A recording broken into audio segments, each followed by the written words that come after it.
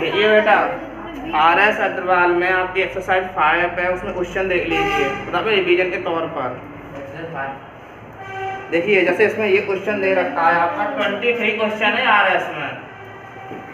If sec theta equal है 17/8, then फिर आपको वैल्यू निकालनी है 3 - 4 sin square theta upon 4 cos square theta -3 equal 3 - 10 square theta upon 1 - 3 10 square theta. अब देखिए हम कैसे निकालें। मैंने आपको बताया है, सबसे पहले सेक दिया है। सेक होता क्या है, इससे हम निकाल लेते हैं। पंडित बद्री प्रसाद हर हर वो। यहाँ पे मैंने बताया साइन कॉस, यहाँ टेन कॉट सेक, और यहाँ पे कुछ भी लगा लो, चाहे थीटा लगा लो, चाहे कुछ भी लगा लो, ए लगा लो, तुम्हारी चॉइस है। अब देखे ना, यह हमारा सेक थीटा है, तो सेक थीटा क्या होगा, h/b, हाइपोटेन्यूस अपॉन बेस। तो पहले राइट ट्रायंगल बना लेते हैं पहले हमें। ये जो आपका हाइपोटेन्यूस होता है कहीं भी कर लो आप, चाहे इस तरफ बना लो चाहे इस तरफ कर लो, वो बात एक ही है। लो कहीं भी नाम ले लो इसका, यहाँ राइट होगा। अब हमेशा मैंने आपको बताया है कि ये थीटा एंगल आपको कहीं लेना पड़ेगा, यहाँ ले नहीं सकते क्योंकि यहाँ राइट है। मतलब या तो यहाँ पे थीटा लेने या फिर यहाँ पर थीटा लेने। लो पी पे ले लिया, मतलब मैं पी पे ही ले लिया। फिर मैंने आपको हाँ पी पे ले तो क्यू आर परपेंडिकुलर रह जाए, तो आर पे ले लो सीधी परपेंडिकुलर रह जाए। उसमें कुछ भी ले लो, उसमें आंसर वही आना है। से होता क्या है, h/, ये मैंने अपनी याददाश्त के लिए लिख लिया कि हाइपोटेन्यूस का मान 17 है, बेस का मान 8 है। अब इसमें होगा कौन बेस, देखो मैंने आपको बहुत बार बताया, जब पीजीटी लगाते हैं तब तो ये परपेंडिकुलर होता है, ये बेस और ये हाइपोटेन्यूस। जब पीजीटी में पाइथागोरस थ्योरम लगाते हैं। फिर मैंने बताया अगर मैं एंगल निकालूं, क्या निकालूं, एंगल, या तो निकालूं या दिया हो। इसमें एंगल दिया है तो एंगल के सामने वाला परपेंडिकुलर होता है, क्या होता है, परपेंडिकुलर। तो देखो इस एंगल के सामने वाला, ये वाली लाइन है QR, मतलब QR तुम्हारी हो जाएगी, जब हम एंगल निकालेंगे ओनली एंगल ए लिए P हो जाएगी, क्या हो जाएगी, P। जब ये P हो जाएगी इसका मतलब ये B होगी और ये H होगी। वैल्यू रख लो, B की वैल्यू 8, H की, इसमें आप लगाओगे पीजीटी थ्योरम। ये आपसे बेस है ना, अब ये बेस का काम करेगी क्योंकि हम पीजीटी लगा रहे हैं, एंगल निकाल रहे हैं, तब तो ये परपेंडिकुलर था। अब हम इसमें पीजीटी लगाएंगे तो ये बेस का काम करेगी। सुन लिया, तो बेस इक्वल, मैंने आपको फॉर्मूला लिखवाया है, हाइपोटेन्यूस में परपेंडिकुलर माइनस कर दो, और अगर हम परपेंडिकुलर निकाले तो हाइपोटेन्यूस में इसको माइनस कर दो, बेस को। तो बेस इक्वल हाइपोटेन्यूस का स्क्वायर माइनस परपेंडिकुलर का स्क्वायर। PR कितना है, -PQ 17 का कितना होता है, 289, 8 का 2 मैंने आपको बताया है जब हम यहाँ से स्क्वायर हटाते हैं तो दूसरी तरफ स्क्वायर रूट चढ़ता है। चढ़ाया नहीं, इसी ने करवाया सवालों में। अब ये 2 2 5 के फैक्टर निकाल लेंगे हम, तो हमारा आ जाएगा 15। कितना आ जाएगा, 15 आ गया। अब देखिए बेटा, अब हम करते हैं सॉल्यूशन। तो देखिए हमसे क्या दिया है, देयरफॉर हम इनकी वैल्यू निकालते हैं, ठीक है ना, लिख ली मैंने। 3 - 4 sin square theta upon 4 cos square theta -3। अब देखिए बेटा कैसे निकालें, 3 का 3 लिख लेंगे, माइनस का माइनस, 4 का, यहाँ क्या है साइन स्क्वायर थीटा। तो पहले साइन थीटा की वैल्यू निकालो, इसकी निकालो, जो आ जाए उसका स्क्वायर कर देना। अगर यहाँ यू होता तो उसका यू कर देते, 4 पावर होती तो 4 पावर में जितनी हो उतनी कर देते हैं। साइन थीटा क्या होता है, P अपॉन H, मतलब परपेंडिकुलर अपॉन हाइपोटेन्यूस, दोनों परपेंडिकुलर। एंगल के सामने ये परपेंडिकुलर और ये हाइपोटेन्यूस। लो बस प्रोसेस लगाते चले, आंसर आपका आएगा। 4 अब 4 लिख लिया। cos क्या होता है, B अपॉन एंगल के सामने ये तो P हो गया, मतलब ये B बचा और ये H बचा, माइनस 3 का 3, ठीक है ना। देखिए 3 माइनस 4 इंटू 15 2 2 और 17 2 8 अपॉन 4 इंटू 8 स्क्वायर 17 2 8 9 माइनस 3। लिख दिया मैंने इतना। अब देखिए इसके बाद 3 का तो अब 3 रहने देने वैसे का वैसा ही, इसको तो मैं इरेज कर देता हूँ, ठीक है।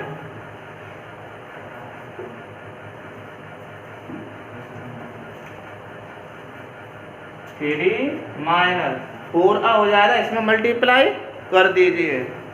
4 5 जा ऊपर ऊपर मल्टीप्लाई होता है, ऐसा नहीं है ऊपर नीचे मल्टीप्लाई कर लेते कुछ बच्चे। 4 5 जा 20 0 2 बचे, 4 2 जा 8 और 2 10 0 1 बचे, 4 2 जा 8 और 1 2 8 9 चल ही रहा है। फिर अपॉन में 4 आ 64 में कर दो, 4 4 जा 1 कैरी, 4 6 जा 24 और 1 20 और नीचे आपका चल ही रहा है 2 8 9 और माइनस 3। जिसका ओ ही नहीं उसके नीचे 1 1 मान लिया मैंने। अब ले लो 1 और 289 एलसीएम। सर हाँ 89 और इससे काट नहीं सकते हैं, इससे 89 नीचे है। ये अभी नहीं कटेगा क्योंकि अभी 1 के नीचे है, ओनली 1 के नीचे है और इधर भी 1 के नीचे है, अभी नहीं कटेगा। ये बोला नुस्खा है सर, ये 289 कटेगा नहीं क्योंकि यहाँ माइनस में नीचे उसके नहीं है कुछ भी। अब देखो कैसे, इन दोनों का एलसीएम ले लिया 289, 1 का हमने इसमें डिवाइड दिया, इतने ही बार जाएगा और तो इसका मल्टीप्लाई इतना हो जाएगा, इसमें 3 में हो जाएगा। लिख लेता हूँ मैं, लो 3 इंटू 2 8 माइनस 900 मल्टीप्लाई 289 में दिया 1 बार अपॉन, तो यहाँ पे ये इम्प्लाइड डेटा साइन, ठीक है।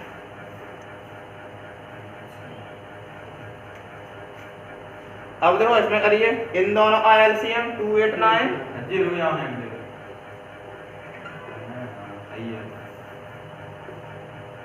फिर 289 का इसमें दिया 1 बार, तो 1 का मल्टीप्लाई कर दिया माइनस 3 इंटू 1 का डिवाइड इसमें दे दे 289 में, 289 बार जाएगा।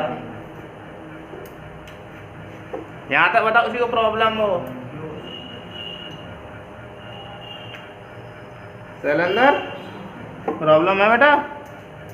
अब देखो करो मल्टीप्लाई, 3 9 जा 27 2 बचे, 3 8 जा 24 और 2 26 2 बचे, 3 2 जा 6 और 2 माइनस 900 बन जा 900। अब देखो बेटा तुम्हें पता है ये पहले लिख लिया मैं, 289 नीचे चलेगा, फिर अपॉन 2 5 6 बन जा 2 5 6 माइनस 3 9 जा 27 2 बचे, 3 8 जा 24 26 2 जा 6 और 2 8।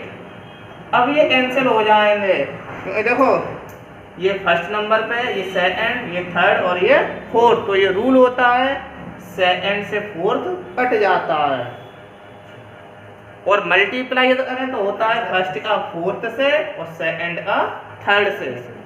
मल्टीप्लाई फर्स्ट का फोर्थ, सेकंड का थर्ड, और कटने में उल्टे हैं, सेकंड से फोर्थ कटेगा और फर्स्ट से थर्ड कटेगा। जो बचा उसे लिख लो। ये देखो बेटा ये प्लस का छोटा है 867 माइनस का 900 बड़ा है, तो माइनस तो होगा लेकिन साइन इसका आएगा माइनस का, तो माइनस 10 में से 7 गया 3, यहाँ 9 बचे, 9 में से 6 गया 3 और 8 में से 8 गया वो तो 0 ही, अपॉन 7 में 6 दिया 1, 6 में 5 दिया 1, 8 में से 2 दिया, इससे ही कट दिया, मतलब 33 अपॉन 611। ये आपका हो गया आंसर।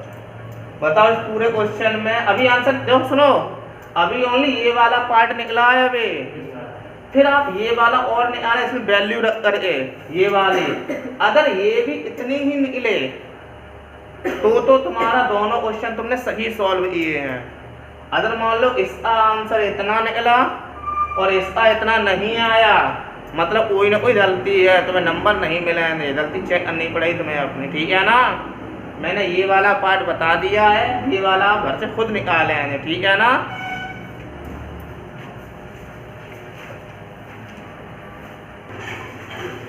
देखिए बेटा, कल मैंने आपको टेस्ट में क्वेश्चन दिया था, उसमें प्रॉब्लम आ रही थी आप लोगों को, देखो कितना सरल क्वेश्चन था। वो क्वेश्चन ये था, a for tan theta equal a upon b, then find b sec theta upon a cosec theta equal, आपको वन प्रूफ करना था। देखिए वन प्रूफ कैसे होगा, आप लोगों को मैंने बताया tan थीटा दिया है तो लिख लो tan theta equal a upon b। tan होता क्या है, पंडित बद्री प्रसाद हर हर बोल, मतलब p अपॉन, लगा लो राइट ट्रायंगल, कहीं भी चाहे इधर बना लो, आगे इधर बना लो, बात नहीं कही है बेटा, ठीक है। कुछ भी नाम ले लो। अब ये थीटा कहाँ लो, मैं यहाँ पर है, यहाँ पर मैं सी पे लेता हूँ कई बार में, ठीक है, कहीं भी ले लो, आंसर वही आना है।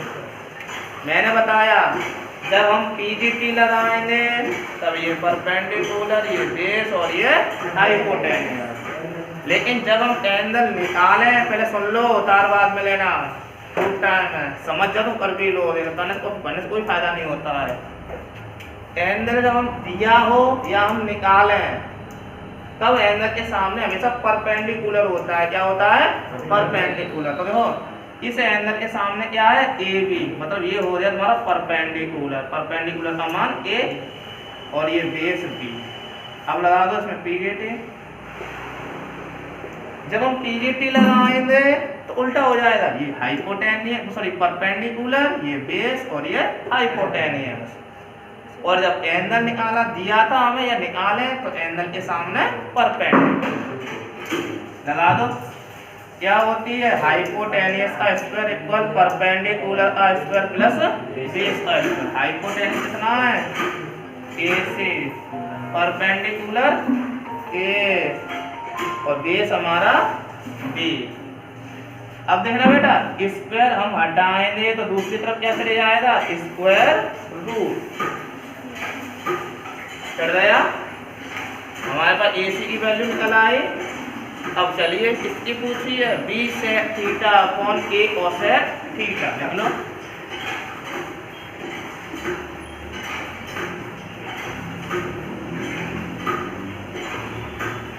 बी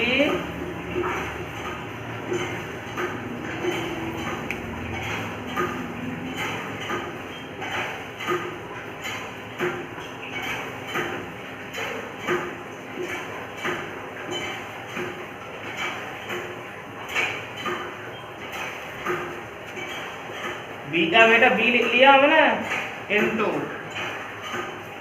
चलो मैं ऊपर लिख देता हूँ, ठीक है, इसे यहाँ नहीं लिखा, ऊपर लिख देता हूँ, भाई ज्यादा प्यार आता है। Therefore B sec theta upon A cosec theta equal, B का बी रहने दिया इनटू सेक थीटा, क्या होता है, पंडित बद्री प्रसाद हर हर बोल, मतलब एच अपॉन बी, दोनों एंगल के सामने ये तो P हो गया, मतलब ये H बचा और ये B, तो H अपॉन B था, H कितना निकला है, ये वाला H ये रहा, अपॉन B कितना है, होल अपॉन A का A, कोसेक थीटा क्या होता है, H अपॉन B, एंगल के सामने तो P हो गया और H कितना है, मल्टीप्लाई में आपको पता है ऊपर नीचे कट जाते हैं, B से B और A से जो बचा उसे लिख लो।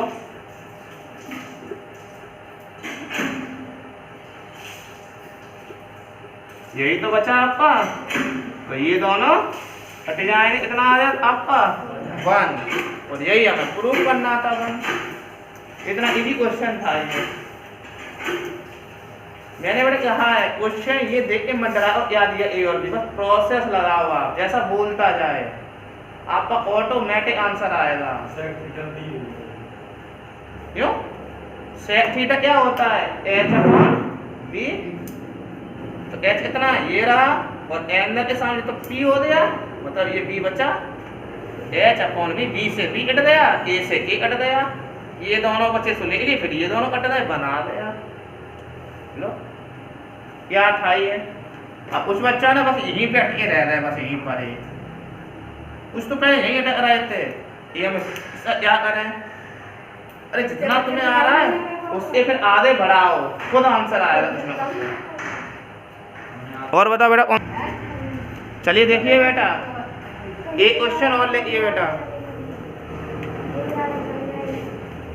ये दिया है आपको sin 30 plus 10 45 minus cosec 60 upon sec 30 plus cos 60 plus cot 40। अब देखिए बेटा इन्हें कैसे सॉल्व करें, बस वैल्यू रखते चले जाओ। sin 30 1/2, tan 45 1, जिसका कोई नहीं इसके नीचे 1। बेटा बातें कर लो, मैं तभी नंबर पर ऐसे आ जाते हैं, तुम्हारे साथ ही याद है तो लेट आएंगे। बस इतनी कमजोर थी बेटिया, नहीं आता था, अब तो अच्छे नंबर आ रहे हैं। सुना करो पूरे घंटे,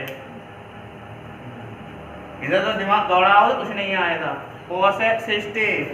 cosec 60 मतलब sin 60, और sin 60 होती है √3/2, तो सही उल्टा है ना cosec, तो 2/√3 अपॉन sec 30 मतलब cos 30 मतलब उसका उल्टा sin 60, cos 60 मतलब sin 30, cot 45 1।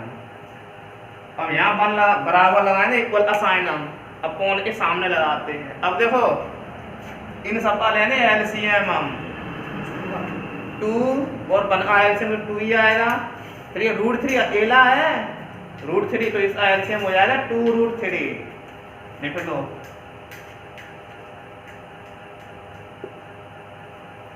टू का डिवाइड 2 में दिया, 1 बार चला, कितना बचा √3 का होगा 1 में तो √3,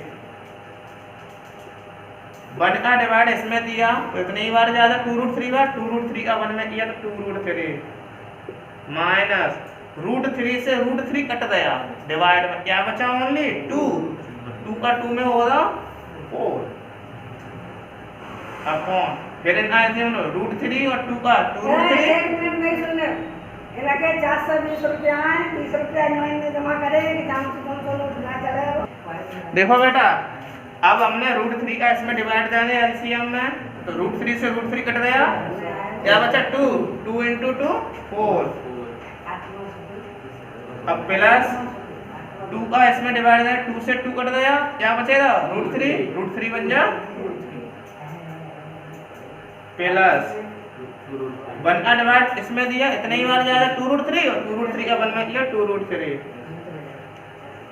अब देखो मैंने आपको बताया सेम वाले जुड़ते हैं, ये √3 वाला है और ये √3 वाला है, तो यही दोनों ऐड होंगे।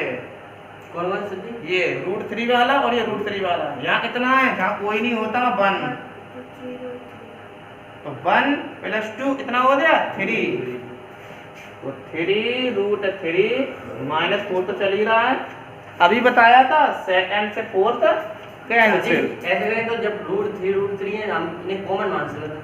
हाँ या इन दोनों में कॉमन लो कितना बचा 1 + 2 तो 3√3 आए तो 3√3। तो इन √3 में सब एक कॉमन ले लें और आगे की संख्या दोनों प्लस कर दें। तो बात तो वही आना तो उतना ही है, सीधा सीधा प्लस कर लो उसमें, क्यों करो इतना। अब देखो 4 का 4 नहीं बेटा तुमने सही बताया शैलेंद्र, जैसे इसमें हम √3 कॉमन ले लें आगे तो ब्रैकेट में बचेगा 1 + 2 तो 3√3 आना वही है। अब देखो ये 1 और 2 3। अब देखो इसके बाद आपने 9th क्लास में पढ़ा था चैप्टर रेशनलाइजेशन, सरलीकरण। उसमें ये होता था उल्टा होता था, नीचे अगर प्लस का है तो ऊपर नीचे माइनस का होगा। लिमिट डिनोमिनेटर दोनों में करते थे हम, अंश में भी हर में भी। और अगर माइनस का है मतलब नेगेटिव है आपका तो हम पॉजिटिव का करते थे। तो देखो बेटा अब इसमें दो तरीके हैं, या तो इसे सीधा सीधा कर दो, यहाँ 4 + 3√3 है तो हम क्या करें ऊपर नीचे 4 - 3√3 का मल्टीप्लाई कर दें, है ना। हम ऐसे करें तब भी सही है, आंसर आएगा। लेकिन इसमें थोड़ी कैलकुलेशन आपको थोड़ी टफ पड़ जाएगी, बताऊँ कैसे। देखो जैसे यहाँ है 3√3 - 4, यहाँ माइनस का 4 है प्लस का 3√3 है।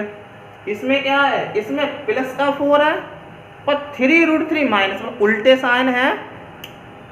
तो तुम क्या करोगे, पहले इसका मल्टीप्लाई इसमें फिर इसमें करोगे, फिर इस 4 का इसमें और इसमें करोगे, और नीचे फॉर्मूला बनना है a + b a - b।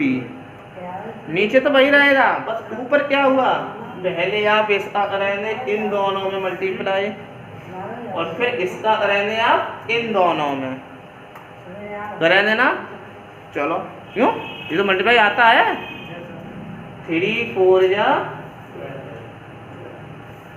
√3 का √3, 3 3 जा √3, 4 4 जा माइनस माइनस प्लस, 4 3 जा नीचे देखो बेटा a + b a - b, तो क्या हो जाएगा a² - b। ऊपर देखो √3 वाला यही आपस में ऐड होने, यही सब्ट्रैक्ट होने, सेम वाले। तो 12 और 12 कितने हो रहे 24, 9 3 जा अपॉन 4r², 3 का 9 और √3 का 3, क्या कैसे समझ पा रही है 6। दोनों ही बेटा माइनस के हैं तो माइनस का साइन आया तो ऐड हो जाएंगे। 6 और 7 13, 2 और 2 माइनस करो, 9 3 जा कितना बचा 24 √3 माइनस 43। अपन देखो बेटा माइनस का बड़ा है तो माइनस का, अब अगर जब नीचे माइनस का होता है तो जब हम माइनस ऊपर लेकर जाएंगे तो साइन हो जाएंगे चेंज, माइनस वाला प्लस का और प्लस वाला। लो बेटा माइनस वाला प्लस का हो गया, प्लस वाला माइनस का हो गया। बताओ बेटा इस क्वेश्चन में कोई प्रॉब्लम हो। सुनो ये आपने एक क्लास में पढ़ा है, डिनोमिनेटर अगर माइनस का होता है तो ऊपर नीचे हम -1 का मल्टीप्लाई करते हैं। अब देखो बेटा करो -1 का मल्टीप्लाई, इसमें देखना कैसे किया मैंने। सुनो जब हम इसमें करेंगे -1 का मल्टीप्लाई तो जो प्लस का था वो माइनस का, और जो ये माइनस का था वो प्लस का, और ये माइनस वाला प्लस का। सुन कोई प्रॉब्लम। अब देखिए बेटा थोड़ी हिंट देता हूँ अभी आपको, थोड़ा इतना पहले इरेज कर देता हूँ मैं, ये तो वैल्यू आप रख लेंगे। देखो पहले सुन तो लो जरा बेटा। देखो अब मैं ये करता हूँ, यहीं से उठाता हूँ क्वेश्चन में, जैसे 3√3 -4 अपॉन 4 प्लस 3√3 बचा था। अब तो यहाँ से मैं उठा ले रहा हूँ उस क्वेश्चन को, यहाँ से देखो हम अभी हमने क्या किया था, इसका मल्टीप्लाई इन दोनों में किया था, फिर इसका मल्टीप्लाई इन दोनों में किया था, तब किया था। अब मैं चाह रहा हूँ फॉर्मूले से बन जाए, फॉर्मूला बन जाए। देखो हम ये सोच देखना क्वेश्चन खुद बताता है 3√3 - 4 है, हमें पता है नीचे प्लस का होता है तो ऊपर नीचे माइनस का मल्टीप्लाई करते हैं। देखना मैंने पहले ऐसे लिख लिया 3√3 - 4 अपॉन, ये दोनों प्लस में है तो चाहे किसी को भी पहले लिख लो और किसी को भी बाद में लिख लो। अब देखो नीचे ये प्लस का है तो माइनस का क्या हो जाएगा, ऊपर नीचे। अब देखो सेम बन गया, जो ऊपर नंबर है भाई ये नंबर है कि नहीं। जब सेम है तो एक पावर इसकी और ये दो पावर हो जाएंगे 3√3 - 4 का होल स्क्वायर हो जाएगा ना। अरे तुम्हें पता है मल्टीप्लाई में बेस सेम है तो पावर क्या होती है, ऐड, इस पूरे की पावर 1 और इसकी भी पावर 1 तो 2 हो जाएगी। अब देखो a + b a minus a square minus, इसमें खोल दो फॉर्मूला a - b का होल स्क्वायर क्या होता है, a square plus b square minus 2ab upon 3 का स्क्वायर √3 का 3 - 4 का 60। ठीक है, इसे आप खोल लेंगे, सॉल्यूशन करेंगे आप लोग, आपका इतना ही आंसर आएगा। ठीक है ना, चाहे आप ऐसे इसको बदल के कर लें या फिर वैसे कर लें। ठीक है बेटा, बताओ बेटा और कोई प्रॉब्लम हो इसी क्वेश्चन में।